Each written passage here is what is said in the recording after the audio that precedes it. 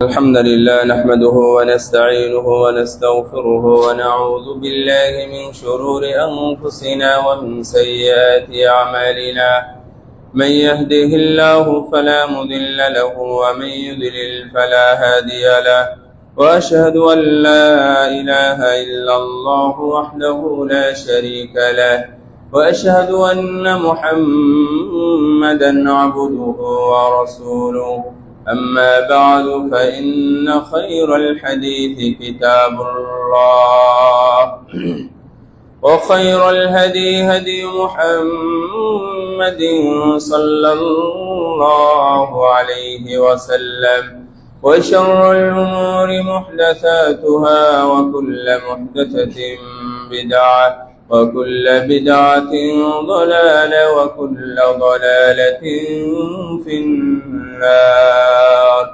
فقد قال الله تعالى في كلامه المجيد والفرقان الحميد: أعوذ بالله من الشيطان الرجيم.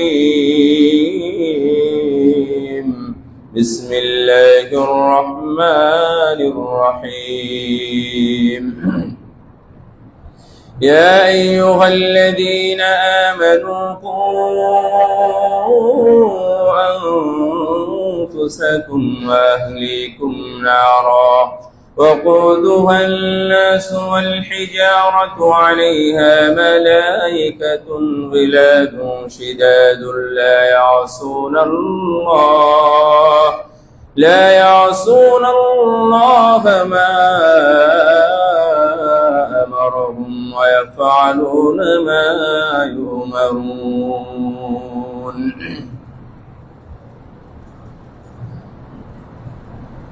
عن أبي موسى الأشعري رضي الله تعالى عنه قال: قال رسول الله صلى الله عليه وسلم: مثل الجليس الصالح والسوء كحامل المسك ونافخ الكير، فحامل المسك إما أن يحذيك وإما أن تبتاع منه وإما أن تجد منه ريحا طيبة، ونافخ الكير إما أن يحرق ثيابك وإما أن تجد منه ريحا خبيثا.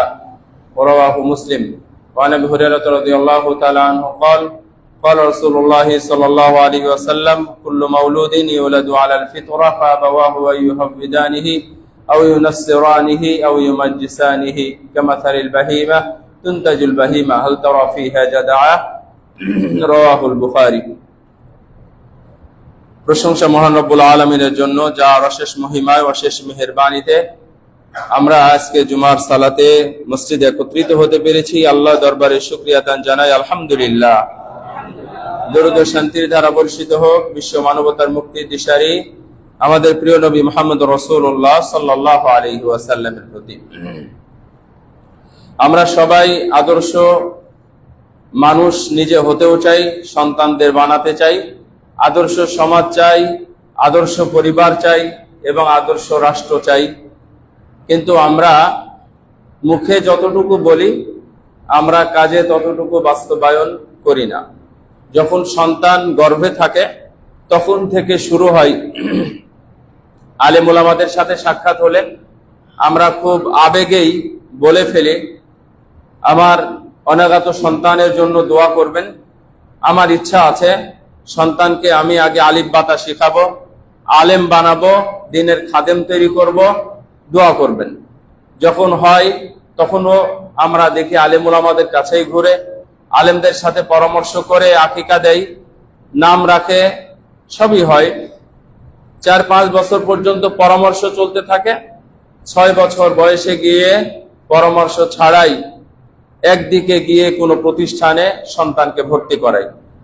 অতঃপর তার ফলাফল সিলসিলা বা ধারাবাহিক অনুযায়ী আমরা পেতেই থাকি। অর্থাৎ কাজের সাথে বাস্তবায়ন আমাদের মোটেই নাই বলা যায়।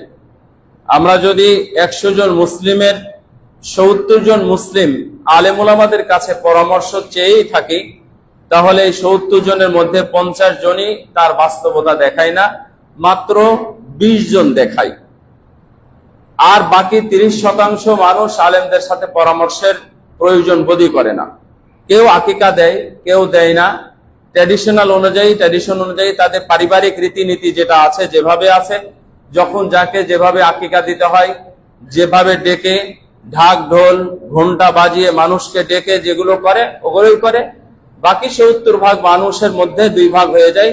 তার মধ্যে সব মিলিয়ে দেখবেন 50% মানুষ তাদের ওয়াদা এবং তাদের দোয়া অনুযায়ী কাজ করে না। তাহলে আদর্শ মানুষও পাবেন না, আদর্শ পরিবারও আপনারটা হলো না। আদর্শ পরিবার না হলে আদর্শ সমাজ বা রাষ্ট্র আপনি কোনোটাই পাবেন না। এজন্য আমরা মা বাবা হিসাবে আমাদের কি করণীয় আদর্শ সন্তান গঠনে, সমাজ গঠনে, আমি সেই বিষয়ে একটু আপনাদের দিক নির্দেশনামূলক কিছু কথা বলবো ইনশাআল্লাহ। ছোট্ট কথা আমাদের জানা আছে, তারপরেও স্মরণ করানোর জন্য আমরা বলতে পারি যে হাসানুল বসরি রাহিমাহুল্লাহকে এসে একজন জিজ্ঞাসা করলেন যে হাল লাদাইকা সুআল হাল আনা মিনাস সালিহিন, আপনি বলেন তো আমি কি ভালো মানুষ? এই প্রশ্নের উত্তরটা বেজায় কঠিন, আসলেই কঠিন। আপনি যদি আমাকে জিজ্ঞাসা করেন যে বলেন তো আমি ভালো মানুষ কিনা, আমি বলতে পারবো না। যেমন আমারটাও আপনারা বলতে পারবেন না যে আমি ভালো মানুষ কিনা। হাসানুল বসরি অনেক বড় মুহাদ্দিস, সাহাবীদের পরশ পেয়েছিলেন অনেক, এবং অত্যন্ত পরহেজগার একজন রাবি, মুহাদ্দিস, ফকিহ, বিদ্বান একজন ছিলেন। ওমর রাদিয়াল্লাহু তাআলা আনহু থেকে শুরু করে ওসমান, আলী ইবনে আবি তালিব সহ আবু হুরায়রা প্রায় অনেক সাহাবীকে তিনি পেয়েছেন। তিনি উত্তর দিয়েছিলেন যে ইন তাদউ লিওয়ালিদাইকা ফাআনতা ওয়ালাদুন সালিহ লিহাদিসিন নবী সাল্লাল্লাহু আলাইহি ওয়াসাল্লাম আনতা ওয়ালাদুন সালিহ ইয়াদউ লাহু ওয়ালাদুন সালিহ ইয়াদউ লাহু। তুমি যদি মা বা, দেখেন কঠিন, জবাবটা খুবই কঠিন, আমি আপনি হয়তো বের করতে পারবো না, কিন্তু উনি হাদিস অনুযায়ী একটা জবাব দিয়ে দিলেন যে তুমি যদি মা বাবার জন্য দোয়া করে থাকো তাহলে হাদিস অনুযায়ী তুমি একজন ভালো ছেলে। আপনারা বুঝতে পারেননি কথাটা? আপনি যদি মা বাবার জন্য দোয়া করেন তাহলে হাদিস অনুযায়ী আপনি ভালো মানুষ। আলহামদুলিল্লাহ। মা বাবার জন্য দোয়া করেন? মা বাবার জন্য দোয়া করি আমরা মরার পরে 2-4 দিন, 5 দিন অথবা 1 মাস, ম্যাক্সিমাম আমরা মা বাবাকে ভুলে যাই। অথচ মা বাবার জন্য কিছু করা, শুধু দোয়াটাই নয়, কিছু যেটা করা আপনারা বুঝেন, এই করাটা সন্তানের উপরে নফল, সুন্নাত, ফরজ, ওয়াজিব যা আছে সবই তার জন্য প্রযোজ্য। সন্তান, বিশেষ করে ছেলে সন্তানের জন্য এগুলো হচ্ছে ফরজ, হাইয়ান আও মাইয়িতান। এই বক্তব্যটা শেখ বিন বাজ রাহিমাহুল্লাহ, হাইয়ান আও মাইয়িতান, মৃতই হোক আর জীবিত হোক। তাহলে দেখেন হাদিস অনুযায়ী আমরা সবাই ভালো ছেলেদের অন্তর্ভুক্ত হতে পারি যদি আমি আমার মা বাবার জন্য দোয়া করে থাকি। রব্বির হামহুমা, বলেন তো রব্বির হামহুমা কামা রব্বায়ানি সগীরা, রব্বির হামহুমা কামা রব্বায়ানি সগীরা। মা বাবা নাই, আদম হাওয়া ছাড়া পৃথিবীতে কেউ বলতে পারবে না। সবারই মা বাবা যেহেতু আছে, সুতরাং মা বাবার জন্য আপনি দোয়া করতেই পারেন। এমনকি মা বাবার সাথে যেটা ভালো ব্যবহার, মা বাবার ক্ষমা প্রার্থনা না হোক, যদি হিন্দু হয়, অমুসলিম হয়, তাহলে তাদের ক্ষমা প্রার্থনা না করতে পারলেও আপনার যেটা করার আপনি সেটা করবেন। তাদের সাথে ভালো ব্যবহার, তার বন্ধুদের সাথে ভালো ব্যবহার, চাচার সাথে ভালো ব্যবহার ইত্যাদি, যেটা সিলসিলা সেটা আপনি, যাই হোক আপনি দোয়া করবেন, তাহলে আপনি ভালো ছেলে। আর যখন একজন সন্তান তার মা বাবার জন্য দোয়া করে, ঠিক তার জন্য তার সন্তানরাও ঠিকই দোয়া করবে। তার মানে আপনি যদি এখন দোয়া করেন, আপনার সন্তানরাও আপনার জন্য দোয়া করবে। যদি আপনি আপনার মা বাবার জন্য দোয়া না করেন তাহলে না। তারপরে শেষ হয়নি জবাব, ওয়া ইল্লা ফালা, তার মানে তুমি যদি মা বাবার জন্য দোয়া না করো, তুমি সালাত, সিয়াম, হজ, যাকাত ইত্যাদি আরো কিছু তুমি করো, আমি তোমাকে ভালো ছেলে বলতে পারবো না, ভালো ছেলে নও। এখানে একটা সুন্দর জবাব আমরা হাদিস অনুযায়ী পেয়ে গেলাম যে আমরা ভালো ছেলে। তো ভালো ছেলে ভালো সন্তান, সৎ মানুষ আমরা হলাম, হওয়ার পরে আমি আমার সন্তানের জন্য কি করতেছি, বা আমার উপরে কি করণীয় ছিল আমার সন্তানকে ভালোভাবে মানুষ করার জন্য। রাসূল সাল্লাল্লাহু আলাইহি ওয়াসাল্লাম বললেন, কুল্লু মাউলুদিন ইউলাদু আলাল ফিতরাহ, দুনিয়ার সব সন্তানই ফিতরাত মানে ইসলাম কল্যাণের উপরে জন্মগ্রহণ করে। আপনি যত সন্তান আছে সবাই ভালো হিসাবেই জন্মগ্রহণ করেছে। তারপরে তার মা বাবা তাকে ইহুদি বানিয়েছে, খ্রিস্টান বানিয়েছে এবং মূর্তি পূজক বা অগ্নি পূজক বানিয়েছে। তার মানে মা বাবার কারণে সন্তান খারাপ হয়ে যাচ্ছে, সন্তান আল্লাহ দ্রোহী হচ্ছে, সন্তান আল্লাহকে ভুলে যাচ্ছে, সন্তান দিনহীন হয়ে যাচ্ছে, সন্তান তার নবীকে চিনতে পারতেছে না। এটা হচ্ছে মা বাবার কারণ। তার মানে আপনি যেটা দিবেন শিক্ষা, সন্তান সেটাই শিখবে। আর যদি আপনি শিক্ষা দিতে ব্যর্থ হন তাহলে শুধু দুনিয়াতেই ব্যর্থ নয়, আখিরাতেও আপনার ব্যর্থতার গ্লানি, ব্যর্থতার বিশাল বোঝা আপনার ঘাড়ে চাপা পড়বে। আমরা এটা কেউ চাই না। সন্তান কষ্ট করে জন্ম দিয়েছেন, লালন পালন করেছেন, হাজার নয়, লক্ষ নয়, অগণিত টাকা, যেখানে কোটি টাকার হিসাব করেও মা বাবার কষ্টটা কিনা যায় না। তার মানে কোটি টাকা নয়, আপনি বিলিয়ন বিলিয়ন টাকা পয়সা, আপনার কষ্ট, আপনার রক্ত ঘাম, এগুলো দিয়ে আপনি সন্তানকে বড় করে এই সবগুলো যদি জাহান্নামে যাওয়ার কারণ অথবা বোঝা হয়ে যায়, তাহলে ওই সন্তান জন্ম দেওয়ার চাইতে না দেওয়াই আপনার জন্য ভালো ছিল। সন্তান থাকতো না, আপনার অমানুষও জন্ম হতো না, অমানুষ তৈরি হতো না।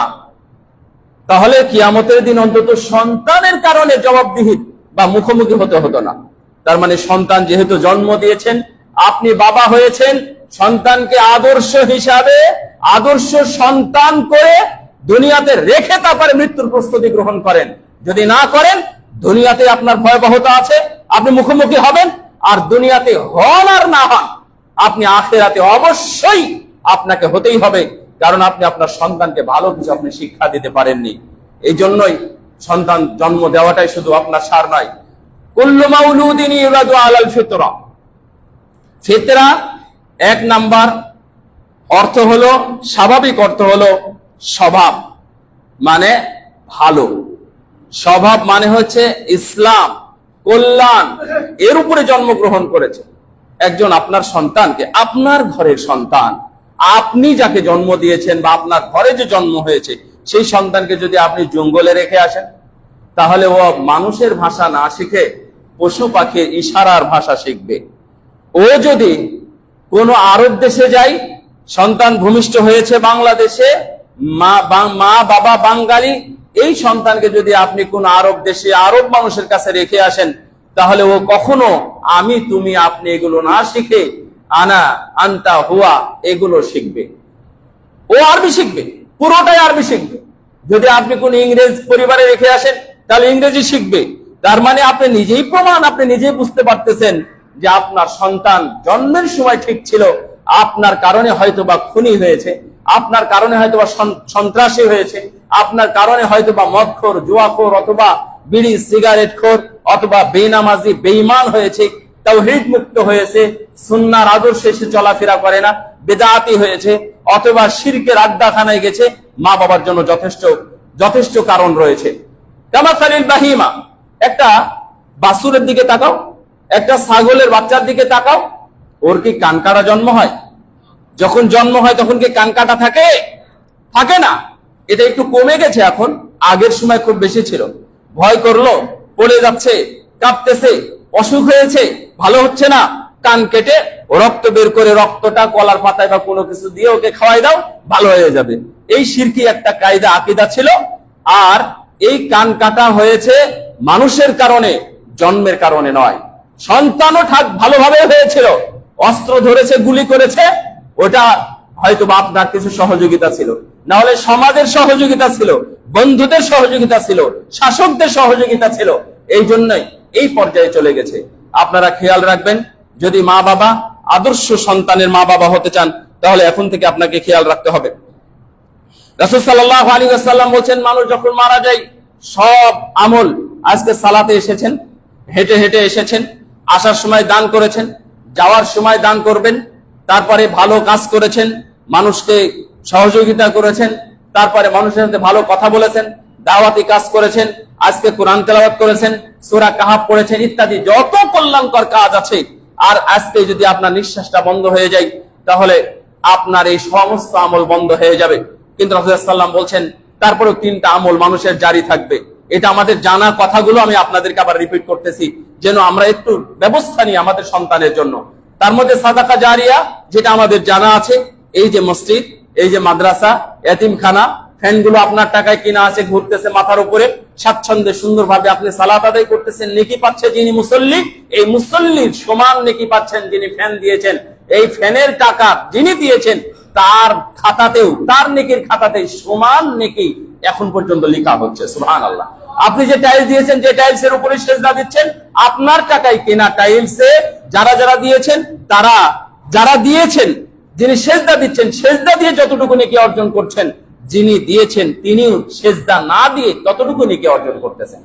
এগুলো হচ্ছে সাদাকা জারিয়া। টিউবওয়েল দিয়েছেন, অথবা আপনি কোনো পানির পাম্প লাগিয়ে দিয়েছেন, অথবা কোনো ফিল্টার লাগিয়ে দিয়েছেন, পানি পান করতেছেন, এটা সাদাকা জারিয়া চলতে থাকবে যতদিন এক ফোঁটা পানি, কোনো কাক হোক, কোনো পশু প্রাণী অথবা মানুষ যাই হোক না কেন, এক ফোঁটা পানিও যদি কোনো প্রাণী খায়, তাহলে ও যতটুকু বলে আলহামদুলিল্লাহ বলবে, যতটুকু নেকি অর্জন করবে, যিনি এটা দিয়েছেন, ব্যবস্থা করেছেন, তিনি ততটুকু নেকি অর্জন করবেন। এটা হলো সাদাকা জারিয়া। আরো অনেক আছে, এটা আপনারা জানেন। একটা কোরআন দিয়ে দিয়েছেন, কোরআন মানুষ পড়তেছে, কোরআন কিনেছেন আপনি 250 টাকায়, 300 টাকায়, উনি যিনি পড়লেন, তিনি পড়ে হয়তোবা 10,000 নেকি উনি কামাই করেছেন। আল্লাহর কসম, হাদিস অনুযায়ী, এটা ইবনে মাজাহর হাদিস, সহিহ মুসলিম আছে, ইবনে মাজাহ আছে, কি মুসহাফান ওয়ার রাকা, ওটাও ইবনে মাজাহ, ওটাও আবু হুরায়রার হাদিস। ওখানে 6টা আছে আর এখানে 3টা আছে। তো ওখানে 6টার মধ্যে একটা হলো মুসহাফান ওয়ার রাকা। কেউ যদি কোরআন বিলিয়ে দেয়, পড়ে, যতটুকু পড়ে নাকি অর্জন করবে, আপনার 250 টাকায় কিনা, উনি 10,000 নয়, কিয়ামত পর্যন্ত যদি এই কোরআনটা পড়া হয়, কিয়ামত পর্যন্ত উনি প্রতিদিনই ততগুলো নেকি পেতেই থাকবেন। হেফজখানায় কোরআন কিনে দেন, মাদ্রাসায় কোরআন কিনে দেন, দেখবেন আপনার সাদাকা জারিয়া চলতে থাকবে। 2 নম্বর ইলম, আপনি বক্তব্য দিয়েছেন, দার্স দিয়েছেন, বই লিখে গেছেন, ইলম জাতির জন্য, আপনার সন্তানের জন্য রেখে গেছেন, ইলমটা চলমান আছে। আপনি আপনার সন্তানকে আলহামদুলিল্লাহ শিখিয়েছেন, আপনারা বলেন আলহামদুলিল্লাহ। সন্তানকে শিখান, তাহলে সন্তান এখন নয়, ও কিয়ামত পর্যন্ত, ওর মৃত্যু পর্যন্ত আলহামদুলিল্লাহ বলতে থাকবে। আল্লিমু আওলাদাকুম সূরাতাল ফাতিহা। উস্তাদ ডক্টর সুলাইমান রুহাইলি বলেন, আপনি আপনার সন্তানকে উস্তাদ নয়, কোন মাস্টার নয়, আপনি শিখান সূরা ফাতিহাটা। কিয়ামত পর্যন্ত কিছুই না পড়ে যদি মুসল্লি হয়, অন্তত সূরা ফাতিহাটা পড়বে না? তাহলে যতদিন পড়বে ততদিন পর্যন্ত তার এই সাদাকা জারিয়া চলতেই থাকবে। সুবহানাল্লাহ। কতগুলো অক্ষর আছে, প্রতিটা অক্ষর অনুযায়ী 10টা করে যদি নেকি হয়, যিনি পড়বেন, যিনি শিখিয়েছিলেন, ততগুলো নেকি তিনিও পাবেন। এইভাবে চলতে থাকবে। 3 নাম্বার হলো ওয়ালাদুন সালেহ, সৎ সন্তান, ভালো সন্তান রেখে গেছেন। এখানে আপনাদের একটা নতুন কথা, এখানে সংযোজন, সবাই একটু মনে রাখবেন। মাথা যারা নিচু করে আছেন একটু উঠান, মাথাটা উঠান, শুধু একটা কথা শুনবেন। একটা কথা শুনে যদি মন চাই, তাহলে আবার মাথা নিচু করেন। যারা ঘুমাবেন না আজকে। আমার বাবা মারা গেছে, আমার মা মারা গেছে, আমার জন্য, তাদের জন্য আমি কি করতে পারি, এমন প্রশ্ন আপনারা করেন নাকি করেন না? করেন? আচ্ছা, করেন। তাহলে এই প্রশ্নের উত্তরটা আজকে একটু নতুন ভাবে জেনে যাবেন। আমরা বলেছি সেটা নতুন নয়, সেটাও পুরাতন, আজকে যেটা বলবো সেটাও পুরাতন, কিন্তু একটু নতুন ভাবে জানেন। তা হলো, আমরা বলি যে আপনি দোয়া করবেন, মা বাবার জন্য দান করবেন, হজ উমরা করবেন, যদি ঋণ থাকে পরিশোধ করবেন, এগুলো আমরা বলি। আর একটা নতুন ভাবে জিনিস শিখে যান, তা হলো মা বাবা মারা গেছে, আমি তাদের জন্য কি করব? উত্তর হলো, তাদের জন্য আপনাকে কিছুই করতে হবে না। তাদের জন্য আপনাকে কিছুই করতে হবে না, শুধুমাত্র আপনি আপনার ইবাদতটা ঠিক রাখেন, খালাস, আর কিছু করতে হবে না।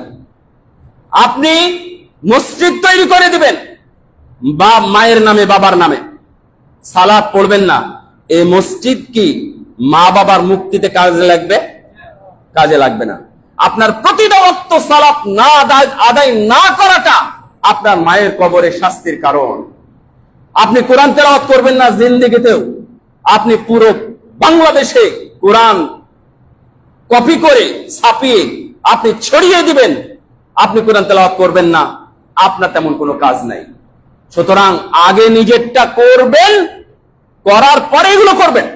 যদি আপনি সালাত আদায় না করেন, যদি আপনি হারাম খেতে থাকেন, যদি আপনি সুদ খেতে থাকেন, আর আপনি এগুলো দান করতে থাকবেন, আপনার এই দান কাজে লাগবে না। সুদ ছেড়ে দেন, ঘুষ ছেড়ে দেন, বেনামাজি আছেন ওই অধ্যায়ও ছেড়ে দেন, রোজা পালন করেন না ওই অধ্যায় ছেড়ে দেন, হারাম ব্যবসা করেন, আপনার দোকানে এখনো বিড়ি সিগারেট পান জর্দা সিগারেট আছে, এগুলো আপনি ওগুলো আপনি ছেড়ে দেন, ওগুলো উধাও করে দেন, একবারে রিক্ত হস্ত হয়ে যান, ওগুলো সব ছাড়েন। আপনার মা বাবা এমনিতেই ভালো থাকবে। আপনি কাউকে খাওয়ান আর না খাওয়ান, আপনি যদি কাউকে সালাম দেন, আসসালামু আলাইকুম ওয়া রাহমাতুল্লাহি ওয়া বারাকাতুহু, তাহলে আপনার কয়টা নেকি হবে? বলেন কয়টা নেকি হবে? 30টা নেকি হবে। যদি আপনার সালামে 1000 মানুষ উত্তর দেয়, আমি উঠেই সালাম দিয়েছি, আপনারা উত্তর দিয়েছেন, তার মানে একটা আমি হয়তো বা সালামে 10-20টা নেকি পেলাম, কিন্তু এতগুলো মানুষের 10-20-30টা নেকির ব্যবস্থা হয়ে গেল। তাহলে আপনার মা আপনার বাবা সালাম শেখায় না আপনাকে? আঙ্গুল ধরে মসজিদে আপনাকে নিয়ে আসে নাই? এই তো কত বাচ্চারা এখন আসছে, ওরা তো নিজেরা সবাই বাচ্চারা মা বাবাও নিয়ে আসছে না, মা বাবার সাথে করে নিয়ে আসছে। ও যদি মসজিদে আসে তাহলেই মা বাবার প্রশান্তি, ও কবরে শুয়ে শুয়ে এই সালাতের পূর্ণ সবগুলো পেতে থাকবে। তাহলে আপনাকে আলাদা করে কি করার দরকার? এটা বুঝেন আপনি? তাহলে এই কথাটা নতুন করে আজকে জানবেন আপনাকে কি করতে হবে। তাহলে আমি অনেক জানাজায় এখন বলা শুরু করেছি, অনেক জানাজায় আমি বলতেছি, আপনি কি করবেন না করবেন সেটা বড় কথা নাই, আপনি আগে সালাত ধরেন, আপনি আগে আপনার কাজটা করেন, আপনি আগে হারাম ছেড়ে দেন, আপনি আগে যে খুনি কারবারি করেছেন এগুলো আগে ছেড়ে দেন, এর বিচারের আওতায় মুখোমুখি হন, এরপরে আপনার মা বাবার জন্য কি করতে হবে এই প্রশ্নগুলো আপনি পরে করবেন। এটা হচ্ছে কাহিনী এখানে শেষ। রাসূল সাল্লাল্লাহু আলাইহি ওয়াসাল্লাম আমাদেরকে বলছেন আপনার সন্তানের জন্য কি কি করতে হবে। আমি এখানে মাত্র 4টা জিনিস বলবো। সন্তানকে যদি ভালো কিছু করতে চান তাহলে আপনাকে সিরিয়াসলি এই 4টা কাজ আপনাকে করতে হবে। 1 নম্বর হালাল উপার্জন। 1 নম্বর হালাল উপার্জন। হালাল উপার্জন যদি আপনি না করেন তাহলে আপনার সন্তানকে টাকা পয়সা খরচ করে ভালো উস্তাদ দিয়ে, ভালো মাদ্রাসা, ভালো প্রতিষ্ঠান অথবা ভালো পথ, ভালো মত ইত্যাদি আপনি যাই কিছু দেন না কেন, আপনার উপার্জিত হারাম সম্পদ দিয়ে যদি সন্তান আপনি মানুষ করেন, এই সম্পদ ভালো হওয়া, এই সন্তান ভালো হওয়া কোনোদিন সম্ভব নয়। বাহ্যিক ভাবে কিছুদিন ভালো থাকবে, বাহ্যিক ভাবে কিছুদিন মানুষ ভালো দেখবে, কিন্তু আসলে এই ভালোটা ভালো নয়। কত মানুষ দেখবেন বিড়ি সিগারেট খাওয়ার পরেও, দাড়ি চাচার পরেও, খারাপ কাজ করার পরেও ওরা এসএসসি পাস করে, ভালো একটা সার্টিফিকেট অর্জন করে, ভালো একটা চাকরি করে, মা বাবার খেদমত করে, কিন্তু পরিশেষে তাদের পরিণতি একটা খারাপ কিছু আছে। মা বাবাকে অপমান করে, বইয়ের মাধ্যমে অপমান করায়, শ্বশুর বাড়ির মাধ্যমে অপমান করায়, মা বাবাকে বাড়ি থেকে বের করে দেয়, মা বাবাকে মারে, মা বাবাকে হত্যা করে, মা বাবাকে অপদস্থ করে, মা বাবার নামে কেস করে, মা বাবার বাড়ি দখল করে বাড়ির বাইরে নামিয়ে দেয়। এগুলো কিসসা কাহিনীর কথা নয়, এগুলো বাস্তবতা। এমনি আমরা সমাজের ডানে বামে, বাংলাদেশের আনাচে কানাচে সব জায়গায় আমরা দেখতেছি। বস্তার মধ্যে ভরে মাকে নিয়ে গেছে ওই মেঘনা নদীতে ফেলে দিবে। ঠিক পানির কাছে গিয়ে বড় সন্তান মনে হয়েছে 95 বছর বয়সের মা মনে হয়েছে যে আমি যদি এখন মায়ে ফেলে দিই হয়তো মারা যাবে, না আমি ফেলে দিব না। পানির কিনারায় রেখে চলে আসছে। রাতের অন্ধকারে সকালবেলা কেউ গেছে, গিয়ে দেখছে বস্তা নড়ে গেলে খুলে দেখতেছে একজন বৃদ্ধা মহিলা। পরে হাসপাতালে নিয়ে যাওয়ার পরে একে একে জানা গেছে এটা হলো অমুকের সন্তান, অমুকের মা। তারা 3 ভাইয়ের বড় ভাই নিজে মাথা করে নিয়ে গিয়ে ওখানে ফেলে আসতে গেছে। তার কারণ তার বইয়ের যন্ত্রণার কারণে অতিষ্ঠ হয়ে মাকে মেঘনা নদীতে ফেলতে গেছে কুমিল্লাতে। তাকে ধরে নিয়ে অবশ্য পুলিশ তাকে গ্রেফতার করেছে। লালমনিরহাটে বহুত কাহিনী আছে, আমি এত বলতে চাচ্ছি না। লালমনিরহাটে সন্তান কত খারাপ হলে পর্যায়ে যায়, মা বাবার কিছু না কিছু অবদান থাকে। শুধুমাত্র ওই সন্তানকেই দোষারোপ করবেন না, শুধুই সন্তানের দোষ নয়। আমি মানুষ করেইছি এইভাবে। হ্যাঁ, অ্যাক্সিডেন্ট, দুর্ঘটনা অথবা এক্সেপশনাল কিছু থাকতে পারে, আমি একবারে সব এক লাইনে চালিয়ে দিব না। সন্তান বাবাকে, 3 নম্বর সন্তান, 3 ভাই 1 বোন, সবাই বিরোধী। 3 নম্বর সন্তান বাবাকে মারতে মারতে নিয়ে গিয়ে পাকা রাস্তায় নিয়ে গেছে। এখানে হয় নাই, গ্রামের মধ্যে পাকা রাস্তা পর্যন্ত নিয়ে গিয়ে বাবাকে ধাক্কা দিয়ে ফেলে দিয়ে একবারে যখন রাস্তায় পাকা রাস্তায় পড়ে গেছে, রড দিয়ে মাথায় বেড়ে দিয়ে থেতলে দিয়েছে, অর্থাৎ মারা গেছে। এটা সন্তানদের কাহিনী বলতেছে। 3 জন, একজন ডাক্তার, যেটা জেলা ডাক্তার বলে, যে সিভিল সার্জন নাকি জন্য বলে, এর অফিসার, সাবেক অফিসার, উনি মারা গেছেন। তার নামে বাড়ি আছে, অর্থাৎ তার স্ত্রীর নামে বাড়ি আছে। সন্তানরা এখন মায়ের কাছে বাড়ি লিখে চাই, মা তো লিখে দিবেন, মা লিখে দিয়ে কোথায় যাবে?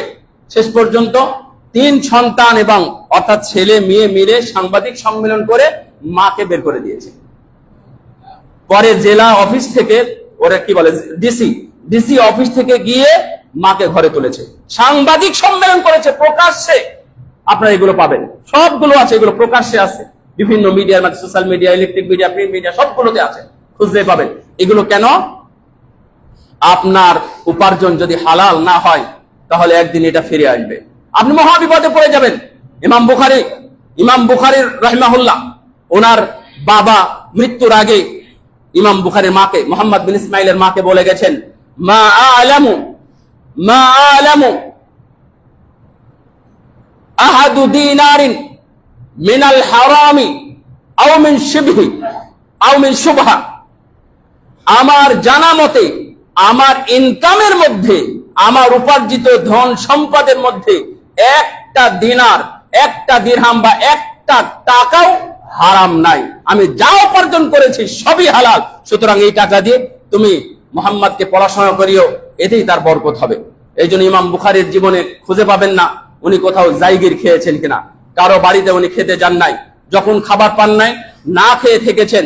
উনি তরকারি ছাড়া, মশলা ছাড়া 21 বছর খেয়েছেন, 21 বছর থেকেছেন। যখন কোনো আলো পান নাই, মানুষের বাড়ির আলোতে উনি লেখেন নাই। কেন জানেন? ওনার ইতিহাস পড়বেন, জীবনীটা পড়বেন, জীবনীটা পড়লে বুঝতে পারবেন। মানুষের বাড়ির আলোতে লেখে নাই। কেন? ওই বাড়ির আলো যেটা জ্বলতেছে, কেরোসিনের তেল আছে বা জাত দিয়ে চালাচ্ছে, এটা হালাল নাকি হারাম আমি তো জানি না। সুতরাং লাইলাতুল কমার উনি যে কয়েকদিন পেয়েছেন, এখানে আপনাদের খতিব আছে, শেখ হাবিবুল্লাহ আছেন, উনি বলতে পারবেন। উনি বড় বড় এইরকম মোটা মোটা তারিখুল কাবির, তারিখুল আওসাত, তারিখুল সাগীর, বড় বড় 3খান কিতাব লিখেছেন শুধুমাত্র লাইলাতুল কমার কথা। চন্দ্রের রাত্রে যখন চাঁদের আলো পেয়েছেন, উনি লিখেছেন একবারে নিরঙ্কুশ কোনো কিছু, দিনের বেলা যতটুকু পেরেছেন লিখেছেন। তার কারণ উনি জানেন হারাম দ্বারা উপার্জিত কোন সম্পদ যদি আমার এর মধ্যে ঢুকে যায় তাহলে না, আমি কিচ্ছু করতে পারবো না। একদিনের ছোট্ট কাহিনী, আমি আপনি একটু কথাগুলো বলে যাচ্ছি, আপনারা জান করতে পারেন তাহলে বলবেন। আমি 1 নম্বর কথাটা যেটা বললাম সেটা হলো হালাল উপার্জন হতে হবে, তাহলে সন্তান ভালো মানুষ হওয়ার সম্ভাবনা আছে। শোনেন, অনেকের দাপট থাকে, সমাজে ভালো দাপট থাকে। 2 রকম দাপট, একটা হলো হারাম টাকার আর একটা হলো হালাল টাকার। হারাম টাকার দাপট নিমিষেই শেষ হয়ে যায়, কিন্তু হালাল টাকার দাপট মৃত্যু পর্যন্ত থাকে। উনি একদিন 700 দিনার, আপনি একটু চিন্তা করতে পারবেন, 700 দিনার। উনি 256 হিজরিতে মারা গেছেন, তার মানে আজ থেকে প্রায় 1200 বছর আগের কাহিনী। 700 দিনার নিয়ে উনি যাচ্ছেন পড়াশোনা করতে, থলের মধ্যে 700 দিনার আছে। চোর বেটা দেখে ফেলেছে 700 দিনার আছে, জাহাজে উঠেছে। চোর একটা অভিনয় করে তার কাছ থেকে কোনোভাবে ওইটা নেওয়ার চেষ্টা করেছে।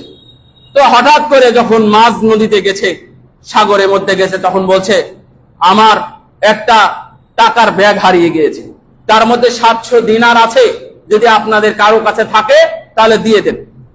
এটা তো বড় মুশকিল, এটা তো 7 দিনার নয়, এখন 7 দিনারই তো প্রায় 7,500 টাকার বেশি, আরো অনেক বেশি। তাহলে 7 দিনার না, 1 দিনার সমান হচ্ছে 2,500 টাকা। তাহলে 7 দিনারই কত? তাহলে 700 দিনার মানে বহুত টাকা, কোটি কোটি টাকা। এই টাকাগুলো নিয়ে ইমাম বুখারী যাচ্ছিলেন পড়াশোনা করতে। এই কথা যখন শুনলেন তখন সবার মধ্যে খোঁজাখুঁজি শুরু হলো, যেহেতু এই বেটার টাকা হারিয়ে গেছে, টাকা তো খুঁজতে হবে। যখন ইমাম বুখারীর কাছে পাওয়া যাবে তখন ইমাম বুখারী কি হবে?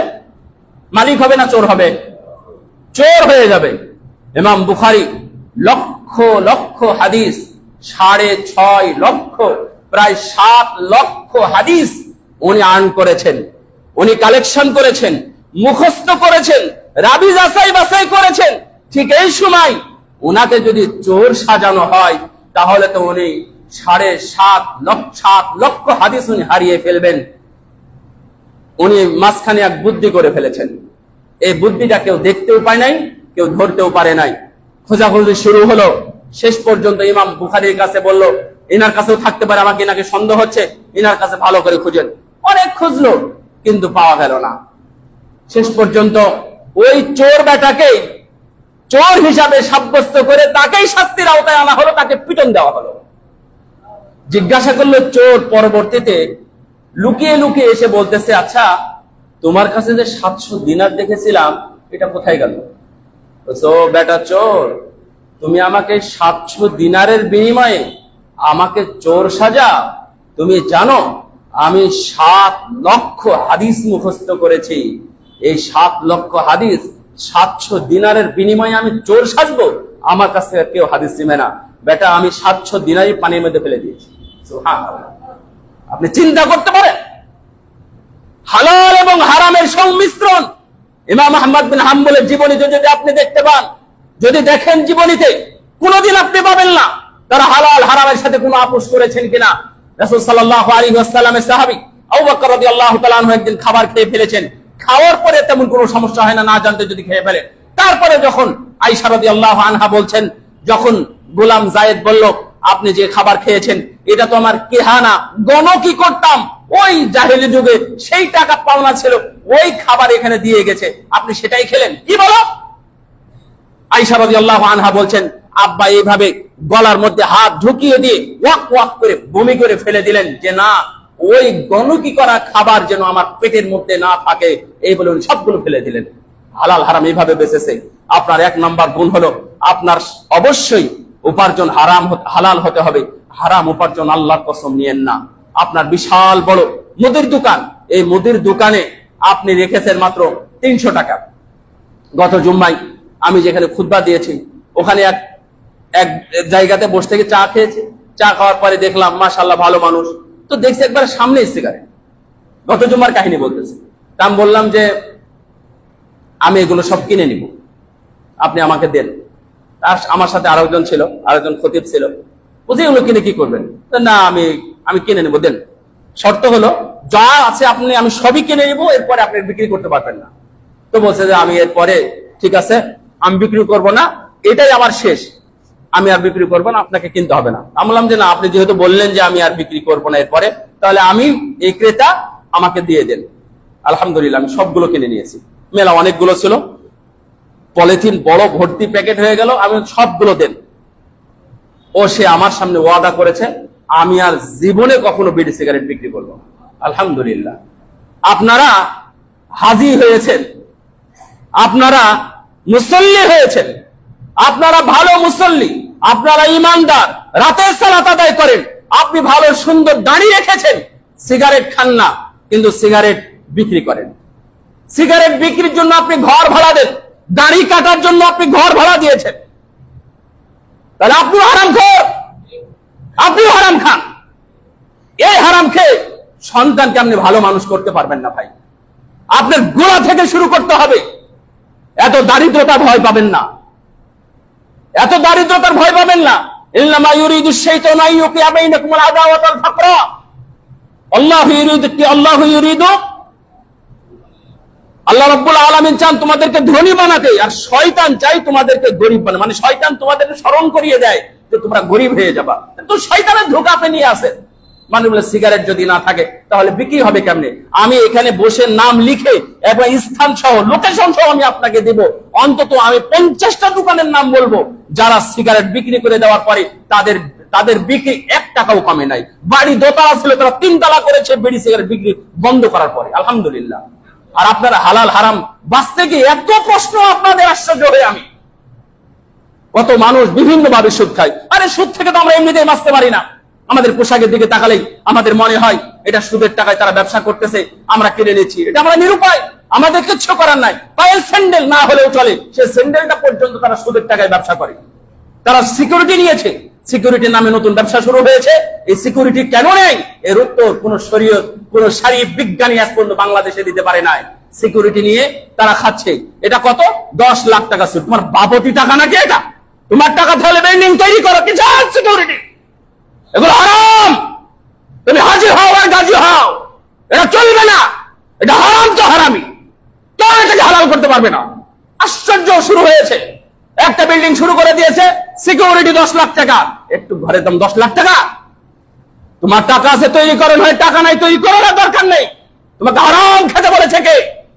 এই টাকাটা তুমি কখন ফেরত দিবে? ওকে যদি 10 লাখ টাকা দাও, ওই তো ব্যবসা করতে পারে, ওরা একটা ব্যবসা করে খা। এগুলো হারাম, এই হারামের সাথে যুক্ত হবেন না। সম্মানিত উপস্থিতি, আমি যাই হোক, আপনারা আদর্শ সন্তান, আদর্শ সমাজ চান, এগুলো যদি আপনারা না করেন তাহলে মহাবিপদে পড়ে যাবেন। সূরা তাহরিমের আয়াতে এখানে আমি নিয়ে আসতেছি 2 নম্বরে। আল্লাহ রাব্বুল আলামিন বলছেন, ইয়া আইয়ুহাল্লাযীনা আমানু কু আনফুসাকুম ওয়া আহলিকুম নারা ওয়াকুদুহান নাস ওয়াল হিজারা। হে ঈমানদারগণ, তাফসীর খুলে দেখবেন। সূরা তাহরিম কত বললাম? ভুলে গেছেন? 6। সূরা তাহরিম 6 নম্বর, 28 পারার সর্বশেষ আয়াত।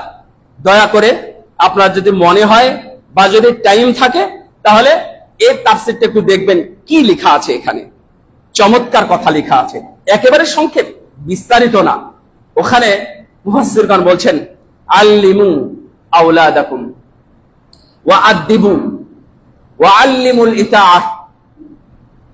তুমি কু আনফুসাকুম ওয়া আহলিকুম নারা, তুমি তোমার সন্তান, অনুবাদটা শোনেন, তুমি তোমার সন্তানকে ইলম শিখাও, তুমি তোমার সন্তানকে আদব শিখাও, তুমি তোমার সন্তানকে ইতাআত শিখাও, ওয়াল মাসিয়াহ, নাফরমানিও শিখাও। মানে নাফরমানি কি এটা তুমি জানাও, শিরক কোনটা, বেদাত কোনটা, এগুলো জানাও। তার মানে এই 3টা শিক্ষা আপনাকে দিতে হবে। আমি আবার বলি, কোরআন আয়াতের অনুবাদ এটা, তাফসীরের অনুবাদ। 1 নাম্বার, তাদেরকে শিক্ষা দেন। 2 নাম্বার, তাদেরকে আদব শিক্ষা দেন। 3 নাম্বার কি বললাম? ইত্তেবা, অনুসরণ, মানে আল্লাহ এবং আল্লাহ রাসূলের অনুসরণ শিখান। এটা হচ্ছে আপনার দায়িত্ব। যদি আপনি 3টা করতে পারেন তাহলে ইউনজিকুমুল্লাহু মিনান নার, তাহলে মহান আল্লাহ আপনার ফুল ফ্যামিলিকে জাহান্নামের আগুন থেকে মুক্ত করে দিবেন। সুবহানাল্লাহ, আল্লাহু আকবার। এটা আল্লাহর ওয়াদা, এটা আল্লাহ রাব্বুল আলামিন বলছেন। যদি তোমরা এটা করো তাহলে আল্লাহ তোমাদেরকে জাহান্নামের আগুন থেকে মুক্ত করবে। কি জাহান্নাম? যে জাহান্নামে দারোগা নিযুক্ত করা আছে, পাহারাদার নিযুক্ত করা আছে, ওরা কানে শোনে না, ওরা চোখে দেখে না, ওদের কোনো দয়া নাই, ওদের কোনো মায়া নাই। আল্লাহ ওদেরকে যেভাবে বলেছে ওইভাবে পাথর মারবে, ওইভাবে হাতুড়ি মারবে, ওইভাবে একবারে রক্তের সাগরে নদীতে ফেলে দিবে, ওইভাবে পাথর মেরে মাথা চূর্ণ করে দিবে, এইভাবে তারা ধরে একবারে ছেড়ে ফেলে দিবে, আবার ভালো হয়ে যাবে, আবার এভাবে ছিটতেই থাকবে। কতদিন? অনন্তকাল এইভাবে জাহান্নামের ফেরেশতারা এই জাহান্নামীদেরকে শাস্তি দিতেই থাকবে, দিতেই থাকবে। আমরা ওই জাহান্নামে না যাই, যে জাহান্নামের আগুন থেকে আল্লাহ আমাদেরকে বাঁচাতে বলেছেন, পরিবারকে, আমাকে শিক্ষার মাধ্যমে, আদবের মাধ্যমে। তাহলে 2 নাম্বার হলো সন্তানকে আপনি শিক্ষা দেন, আদর্শ শিক্ষা দিবেন, আদব শিখাবেন, ভালো প্রতিষ্ঠানে ভালো মানের শিক্ষা দিবেন। হিদনুল উম্মাহাত হিয়াল মাদ্রাসাতু লিল বানিনা ওয়াল বানাত।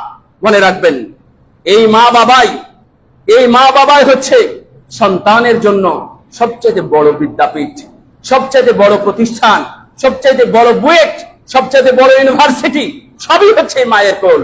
এই মায়ের কোল থেকেই আপনার বড় সন্তান, বড় মনের সন্তান, বড় আদবওয়ালা, মুআদ্দাব, ভদ্র, শরীফ সন্তান আপনার এই মা বাবার কোল থেকেই বের হবে। মা বাবা সালাম শিখাবে, মা বাবা ঘরে ঢোকার আদব শিখাবে, মা বাবা খাওয়া শিখাবে, মা বাবা কথা বলা শিখাবে, মা বাবা মেহমানদারি শিখাবে, মা বাবা কিভাবে একজন অপরজনকে সম্মান, আদর, যত্ন, স্নেহ করতে হয় এটা শিখাবে। শিখানোর পরে কোন প্রতিষ্ঠানে প্রাতিষ্ঠানিক শিক্ষা গ্রহণ করবে। মা বাবা যদি খারাপ হয়, কোন প্রতিষ্ঠানই সেই সন্তানকে মানুষ করতে পারে না। মনে রাখবেন, আগের ইমাম বুখারী, ইমাম আহমদ বিন হাম্বল, তারপরে ইমাম মালিক, তারপরে সাহাবী আনাস বিন মালিক রাদিয়াল্লাহু তাআলা আনহু সহ ইয়াহয়া ইবনে মাঈন, তারপরে আরো অনেক বড় বড় বিদ্বান, তারা পরিবার থেকে শিক্ষা গ্রহণ করেছেন। পরিবার থেকে হাদিস শুনেছেন, পরিবারে তারা শুনতো আল্লাহ ফজরের সালাতের পরেই আপনি যদি পরীক্ষা করেন, ইমাম সাহেবেরা বলতে পারে, মুয়াজ্জিনেরা সবচেয়ে বড় সাক্ষী কোন বিল্ডিং এর মানুষ জাগে আর কোন বিল্ডিং এর মানুষ জাগে না। ফজরের আজান হয়, মসজিদের গেট খোলা হয়, তাকানো হয়, ওয়েট করা হয়, অপেক্ষা করা হয়, একটা কাতারও মুসল্লি আসে না। আপনি আসবেন না, আপনি সালাতি আদায় করলেন না, সেখানে কোরআন তেলাওয়াত করবেন কিভাবে? সন্তান ঘুমের মধ্যেই থাক, আপনার আল্লাহর বাণী শুনুন। তারা সবাই চাইতো আমার সন্তান যেন আল্লাহর বাণী শুনে, আল্লাহু আকবার ধ্বনি শুনে, কোরআনের তেলাওয়াত শুনে। কোরআন তেলাওয়াত শুনে তাদের কান্না বন্ধ হয়, কোরআন তেলাওয়াত শুনলে শয়তান পলায়ন করে, কোরআন তেলাওয়াত শুনলে তাদের চোখ, তাদের হাত, এগুলো সবগুলো ফ্রেশ হয়, নতুন ভাবে তারা উদ্যমতা পায়। যখনই শিশু সন্তানরা কোরআন তেলাওয়াত শুনে, আপনার বাড়িতে কোরআন তেলাওয়াত নাই হয়, কোরআন তেলাওয়াত হয় না। ক্বালা রাসূলুল্লাহ, এটা হচ্ছে চমৎকার কথা মুহাদ্দিসিনদের জীবনী। আচ্ছা, ইমাম বুখারী ওরা কেমনি হয়েছে? ইমাম মুসলিম কেমনি হয়েছে? ইমাম আহমদ বিন হাম্বলের কথা আমি এর আগে বলেছি। ইমাম আহমদ বিন হাম্বল নিজে বলতেছে আমার মা, আমার যখন 10 বছর বয়স, তখন আমার মা ঘুম থেকে জাগাতেন ফজরের অনেক আগে। মাই আমাকে পানির ব্যবস্থা করে দিতেন। শীতকালে আমার মা আমাকে পানি গরম করে দিতেন, পানি গরম করে দিয়ে ওযু করিয়ে একই সাথে দাঁড়িয়ে সালাত আদায় করাতেন। কয় বছর বয়স? আপনার সন্তানের বয়স তখন 20 বছর, 13 বছর, 18 বছর, 22 বছর। অন্তত ফজরের জন্য কি জাগাতে পারেন নাই? না, এটা আপনার এখনো বোধ হয় নাই। কি দিয়ে যাচ্ছেন আপনি? আপনার বাবা তো আপনাকে দিয়ে গেছে, আপনি একজন আদর্শ সন্তান, আজকে মুসল্লি সালাত আদায় এসেছেন। কয়েকদিন পর আপনার সন্তানকে ইউরোপ পাঠাবেন। একজন বলতেছে আমি 6 বছর ধরে জুমার সালাত আদায় করি না। আমি বললাম তোমার ইউরোপ হারাম, তোমার ইউরোপে থাকা যাবে না। কে বলেছে তোমার ভাত নাই? তুমি দেশে চলে এসো, তুমি জুমার সালাত আদায় করো নাই, তুমি এটা ক্রেডিট নিয়ে বলতেছো 6 বছর নাকি জুমার সালাত আদায় করে নাই। রোম থেকে, ইটালি থেকে, রোম থেকে অনেক দূরে থাকে, যেখানে সালাত আদায় করা সম্ভব নয়। এই জন্য দিনের পর দিন, মাসের পর মাস, 6 বছর, যেখানে ইমামদের কথা আছে 3 জুম্মা পরস্পর ইচ্ছাকৃত ভাবে যদি জুমার সালাত ত্যাগ করে, তাহলে ও মুনাফিক, খালেস মুনাফিক। তাহলে আমি তোমাকে কি বলবো? আব্দুর রহমান, সুন্দর না? আমাদের বন্ধু মানে কি অনলাইনের বন্ধু বলতে পারে। সেই বন্ধু বলছে না, তোমার সাথে কোনো কথা নাই। যাই হোক, ও যদি শোনে তাহলে শুনবে। ওকে আমি বলেছি যে 6 বছর থেকে সালাত আদায় করে না, জুমার সালাত আদায় করে না। তো আপনার সন্তান কয়েকদিন পরে চলে যাবে, এমন জায়গায় যাবে যেখানে মসজিদের বালাই না, শহর নগরে থাকে, ভালো একটি জায়গায় থাকে, দারোয়ান গেট খুলে না। আমরা শহরে থাকি তো থেকে বুঝতে পারি, দারোয়ান গেট খুলে না, গেট খুলতে চায় না। তাহলে আপনার জন্য অভিশাপ, আপনার অভিশাপ। আল্লাহ আপনার উপরে এই জুলুমটা চাপিয়ে দিয়েছেন, আল্লাহ এই গজব আপনার উপর চাপিয়ে দিয়েছে, এটা আযাব আপনার জন্য। চলে যান, আপনি গ্রামে ঘাস কাটেন, গরু চড়ান, ছাগল চড়ান, যেখানে আজান দিবেন, সালাত আদায় করবেন। একদিন মরার পরে আপনি সুসম্মানিত হবেন। আপনার জন্য সাজানো থরে থরে ফল ফলাদি, গাছ গাছালি, বাগান, পাখির কিচির মিচির বিশাল উদ্যান, সেই জান্নাত আপনার জন্য সাজানো আছে। মরার পরে আপনি সেখানে যেতে পারবেন ইনশাআল্লাহ। এটা হলো আপনার জন্য জান্নাত। ওই বিল্ডিং আপনার জন্য কিচ্ছু নাই, বোয়া ভাউতাবাজি গুলো সব, এইসবগুলো ছেড়ে দেন। যদিও আপনারা বলবেন এগুলো আবেগী কথা, নো আবেগী কথা। আপনি জান্নাত কিনবেন না? সবাই তো বলতেছে আমি আদর্শ মানুষ হব, আমি জান্নাতে যাব। কিভাবে জান্নাতে যাবেন? এটা কোনো আপনার কোনো প্ল্যাটফর্ম নাই, আপনার কোনো কর্মসূচি নাই, আপনার কোনো ক্যাটাগরি নাই, কিচ্ছু নাই। কিভাবে আপনি জান্নাতে যাবেন? সম্মানিত উপস্থিতি, সন্তানকে শিখান। ইমাম আহমদ বিন হাম্বলের মা, উনি পানি গরম করে দিতেন, সালাত আদায় করতেন। তারপরে অন্ধকার রাতে আলোহীন একটা জায়গা দিয়ে জঙ্গলের মধ্যে দিয়ে মসজিদে যেতেন, গিয়ে সালাত আদায় করতেন। আর আমাদের এখানে পাশে বাড়িতে আলোর মধ্যে, বিদ্যুতের মধ্যে, এখানে ফ্যান থাকে, এখানে এসি থাকে, সবকিছুর ব্যবস্থা থাকার পরেও আমাদের হচ্ছে না। আমি বলেছিলাম 4টা কথা বলবো, তারপর হলো আদব শিখানো। 3 নম্বর আদব শিখানো, এলেম বলেছি। 3 নম্বর আদব। তো আদবটা আমাদের হয় না। অনেকেই এই ইমাম মালিকের মা মালিককে বলতেছে তুমি উস্তাদের কাছে যাও, গিয়ে আগে আদব শিখবে, তারপরে এলেম শিখবে। আচ্ছা আপনারা বলেন তো, শিক্ষিত বেয়াদব আপনাদের কাছে গ্রহণযোগ্য? অশিক্ষিত মুআদ্দাব আদবওয়ালা গ্রহণযোগ্য? এটা আল্লাহর কাছেও গ্রহণযোগ্য। শয়তান হলো শিক্ষিত বেয়াদব। তার মানে আদব শিখাতে হবে, কিন্তু আদব শিখাবেন কোথায়? আদব তো বংশ থেকে আসে, আদব তো মা বাবার থেকে আসে, এটা শিখানো খুব মুশকিল। সুতরাং আপনি একটু মুআদ্দাব হন। অনেকদিন আগে 2017 সালে এপ্রিল মাসে শেখ আব্দুর রহমান আব্দুল আজিজ আসদাইস উনি খুতবা দিয়েছিলেন। খুতবার মধ্যে উনি দারুণ কথা উল্লেখ করেছিলেন। অনুবাদ করতে গিয়ে দেখলাম উনি বলছেন, আপনি আপনার সন্তানের সামনে বেয়াদবি করেছেন, আপনার সন্তান মনে করছেন দেখে নাই, ওইটা আপনার সন্তানের মধ্যে আপনি একদিন পাবেন, কিন্তু আপনি তখন চড় থাপ্পড় মারতে যাবেন, ও আপনার লাঠি ধরবে, হাত ধরে নেবে, মানে আপনার সাথে বেয়াদবিটা শুরু করে দেবে। তখন বাপ চাচাকে ডাকবেন, দাদাকে ডাকবেন। সম্মানিত উপস্থিতি, তো এই আদব শিখাতে হবে। আদব যদি না শিখান তাহলে শিক্ষা দিয়ে তেমন কোনো লাভ হবে না। আজকে বড় বড় শিক্ষিত কিন্তু কি নাই? আদব নাই। আদব না থাকার কারণে বিপদ। 4 নাম্বার দোয়া করবেন। এই শুনেন, আপনারা কি দোয়া করেন সন্তানদের জন্য? দোয়া করেন না। কতদিন দোয়া করেন আমি জানি। রব্বি হাবলি মিনাস সালিহিন বলেন। সালেহিন কারা জানেন? সাহাবী, তাবিঈ, আইমায়ে মুজতাহিদিন, ইমাম আবু হানিফা, ইমাম মালিক, ইমাম শাফি, ইমাম আহমদ বিন হাম্বল, তারপর ইমাম বুখারী, ইমাম মুসলিম, আবু দাউদ, নাসাই, তিরমিজি, আহমদ ইবনে তাইমিয়া, ইবনে কাইয়িম রাহিমাহুল্লাহ, ইবনে হাজার আসকালানী, তারপরে আরো যারা ছিলেন, এগুলো হচ্ছে সালেহিন। সালেহিন মানে সৎ মানুষ। আমি শেষ করব, ভয় পাবেন না। তাহলে 4 নম্বর দোয়া করা। আমরা দোয়াই করি না। তাহলে আপনার সন্তান, রব্বি হাবলি মিনাস সালিহিন মানে আল্লাহ তুমি আমার সন্তানকে সালেহিনদের অন্তর্ভুক্ত করো, সৎ মানুষদের অন্তর্ভুক্ত করো। সুবহানাল্লাহ। আপনি দোয়া করেন রব্বি হাবলি মিনাস সালিহিন, আবার বলেন রব্বি হাবলি মিনাস সালিহিন। ইব্রাহিম আলাইহিস সালাম দোয়া করেছিলেন, তাই না? ইব্রাহিম আলাইহিস সালাম, খুব গরম পড়তেছে আজকে, আল্লাহ যেন আমাদেরকে প্রশান্তি দান করেন, আমিন। ইব্রাহিম আলাইহিস সালাম দোয়া করেছিলেন, আল্লাহ তাকে এত ভালো সন্তান দিয়েছেন, আল্লাহ রাব্বুল আলামিন 2 জন সন্তান 2 জনকেই নবী বানিয়ে দিয়েছেন। সুবহানাল্লাহ। রব্বি জালনি মুকিমাস সালাতি ওয়া মিন যুররিয়াতি, আল্লাহ তুমি আমার সন্তানকে নামাজি বানাও। আল্লাহ দেখছেন, নবী বানাই দিয়েছেন। জাকারিয়া আলাইহিস সালাম দোয়া করলেন, আল্লাহ তুমি আমাকে ভালো ছেলে দাও।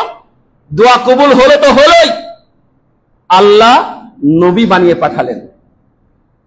মারিয়াম আলাইহিস সালামের মা, ইমরানের স্ত্রী, তিনি দোয়া করলেন যে উঈদুহা বিকা ওয়া যুররিয়াতাহা মিনাশ শাইতানির রাজিম। দেখেন দোয়া কিভাবে কবুল হয়।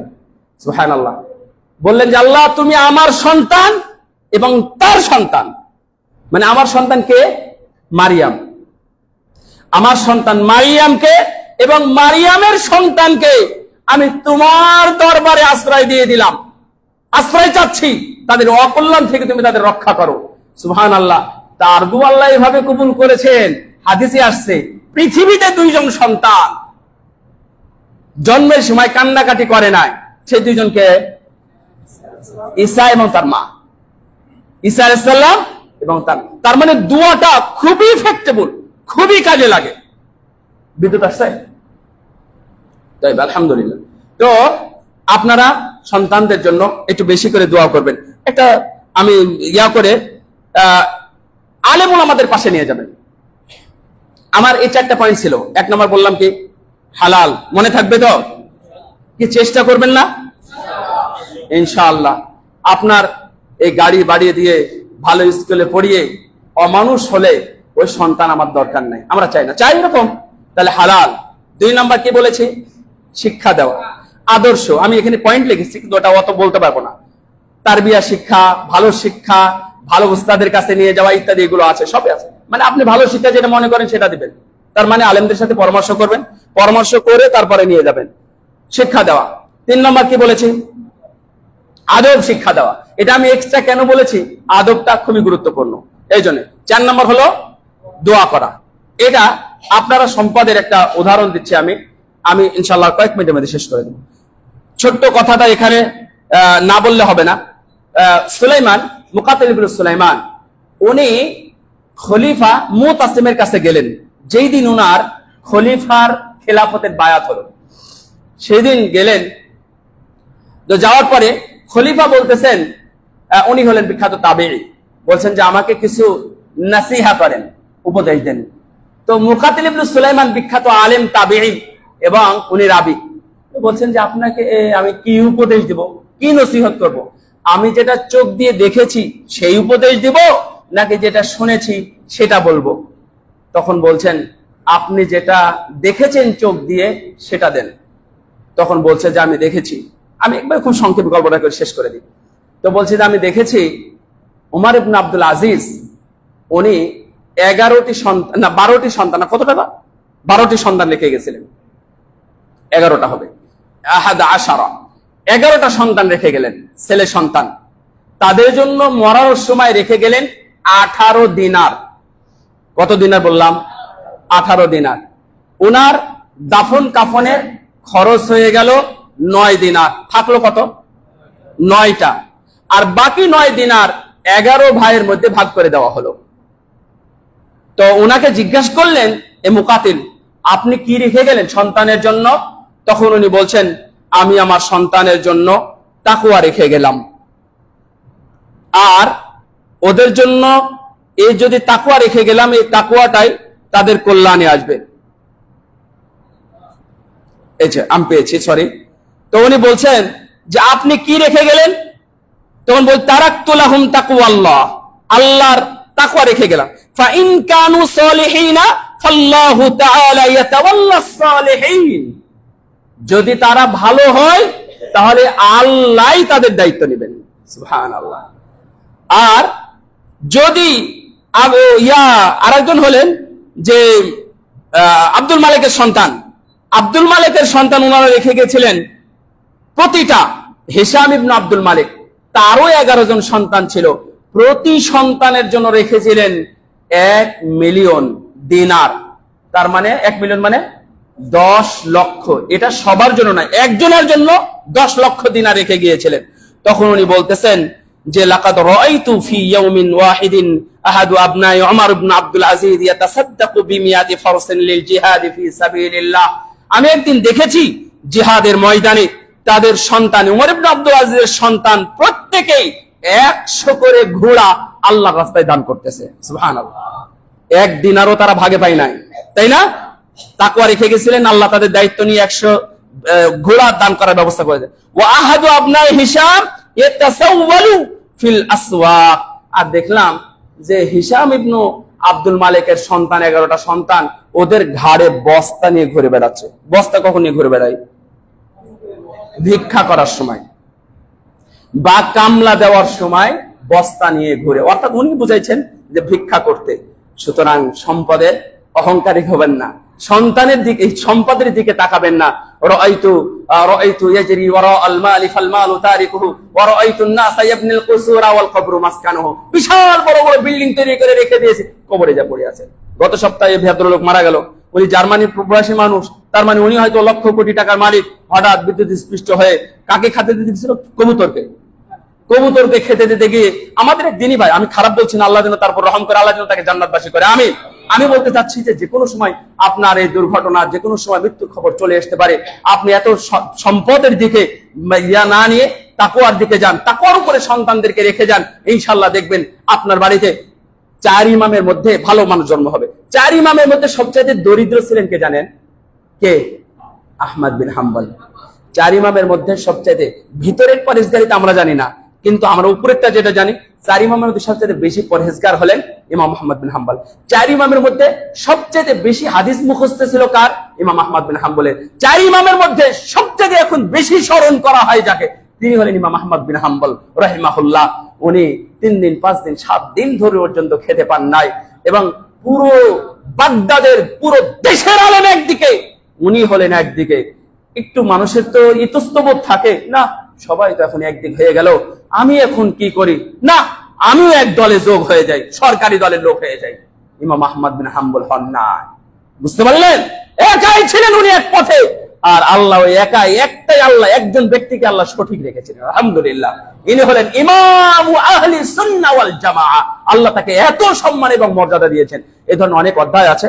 আপনার মুহাদ্দিসিরা তাদের বাড়িতে ছোট ছোট বাচ্চা, এতটুক নাই, 2 মাসের বাচ্চাকে ধরে নেন উসমান একদিন খুতবা দিতে আসছেন, উসমান রাদিয়াল্লাহু আনহু। তখন হাসানুল বসরি ছোট মানুষ, তখন উম্মু খায়রা, উম্মু সালামা রাসূলের স্ত্রী, তাকে পাঠাইছে, যাও তুমি হাদিস শুনে আসো। যখন উমর ইবনে খাত্তাব এসেছেন, তখন উনি 2-5 দিনের বা 2 মাসের সন্তান, তখন তার কাছে পাঠাইছেন, যদি একটা হাদিস শুনে তাহলে কানে ঢুকবে। এইভাবে তারা উস্তাদের কাছে নিয়ে যেতেন, উস্তাদের কাছে নিয়ে যেতেন তারা হাদিস শোনানোর জন্য। আর আপনারা কোথায় নিয়ে যান, কি শোনান, গান বাজনা ইত্যাদি, মোবাইলে কত কি ঠাকুমার ঝুলির গল্প দিয়ে ভর্তি করে রেখেছে, মোবাইলে দিয়েছে, আবার নেটও ছেড়ে দিয়েছে। আমরা কত বোকা বুঝে।